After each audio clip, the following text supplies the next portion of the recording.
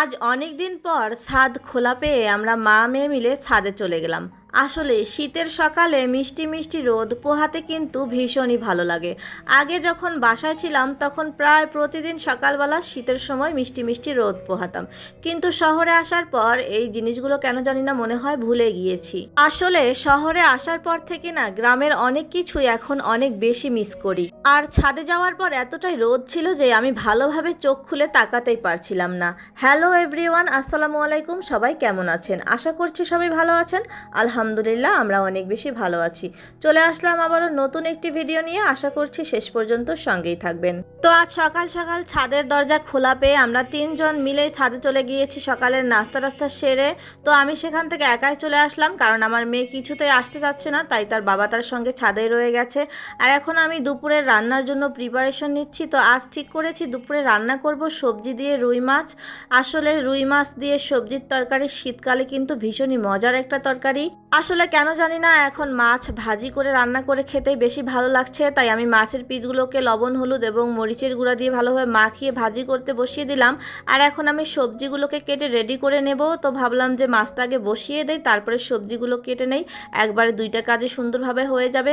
তো দেখতেই পাচ্ছেন আমি শিমগুলোকে সুন্দর করে কেটে বেছে নিলাম। আর শিমের ভিতরে পোকা আছে কিনা সেটাও কিন্তু খুব ভালোভাবে চেক করে নিলাম। আর বেগুনগুলো এখন কেটে নিচ্ছি। আজ বেগুন, নতুন আলু, শিম এবং ফুলকপি মিক্সড করে সুন্দর একটা সবজি রান্না করব। শীতকালে এই সবজিটা কিন্তু কম বেশি সবাই খেতে পছন্দ করে। আর শীতকালে যে সমস্ত সবজি পাওয়া যায় তার মধ্যে বাঁধাকপি, ফুলকপি আর শিম, এই তিনটা সবজি কিন্তু আমার সবচেয়ে বেশি পছন্দ। আর আপনাদের মধ্যে কার কার এই সবজিগুলো খেতে ভালো লাগে অবশ্যই কিন্তু কমেন্ট করে জানাবেন, তাহলে আমার অনেক বেশি ভালো লাগবে। তো দেখতে পাচ্ছেন এখন আমি ফুলকপিটা খুব সুন্দর করে কেটে নিচ্ছি। আমি কিন্তু একটু ফুলকপি রেখে দেব আমার মেয়ের খিচুড়িতে দেওয়ার জন্য। আর শীতকালের সবজিগুলো বাচ্চাদের খিচুড়িতে ব্যবহার করলে কিন্তু খিচুড়ির টেস্ট অনেক ভালো হয়, আর বাচ্চারা অনেক সুন্দরভাবে খেয়েও ফেলবে। আমার মেয়ে কিন্তু ভীষণই পছন্দ করে এই সবজি দিয়ে খিচুড়ি। তো যাই হোক, দেখতেই পাচ্ছেন মাছগুলো অনেক সুন্দর করে ভাজি হয়ে গেছে। তো ভাবলাম যে সবজিটা বসিয়ে দেওয়ার আগে আমি ভাতটা আগে বসিয়ে দেই, তাহলে একসঙ্গে দুইটা কাজই সুন্দরভাবে হয়ে যাবে। তো এক চুলায় ভাত বসিয়ে দিয়েছি আর অন্য চুলায় এখন তরকারি রান্নার জন্য প্রস্তুতি নিচ্ছি। তো দেখতেই পাচ্ছেন কড়াইয়ে আমি পেঁয়াজ কুচি দিয়ে সয়াবিন তেল দিয়ে দিয়েছি।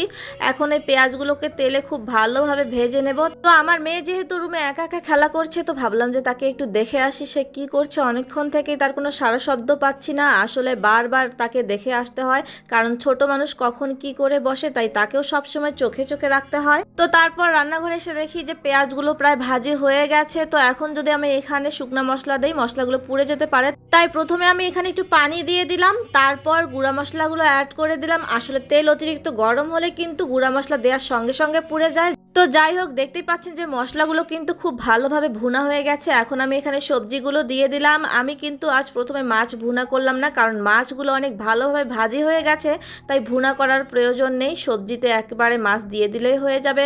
তো দেখতে পাচ্ছেন সবজিগুলো কিন্তু খুব ভালোভাবে আমি কষিয়ে নিচ্ছি। আমি কিন্তু প্রথমে এখানে নাড়াচাড়া করিনি, কারণ অনেক সবজি ছিল, নাড়তে গেলেই পড়ে যেত, তাই আমি ঢাকনা দিয়ে ঢেকে রেখেছি। আর সবজিগুলো যখন কমে গিয়েছে তারপর আমি সুন্দরভাবে নেড়ে দিলাম। আর এখন কিছু ধনিয়া পাতা বেছে নিচ্ছি। আরিশের বাবা কিছু ধনিয়া পাতা নিয়ে এসেছে, তো আমি বাঁচার একদমই সময় পাচ্ছিলাম না।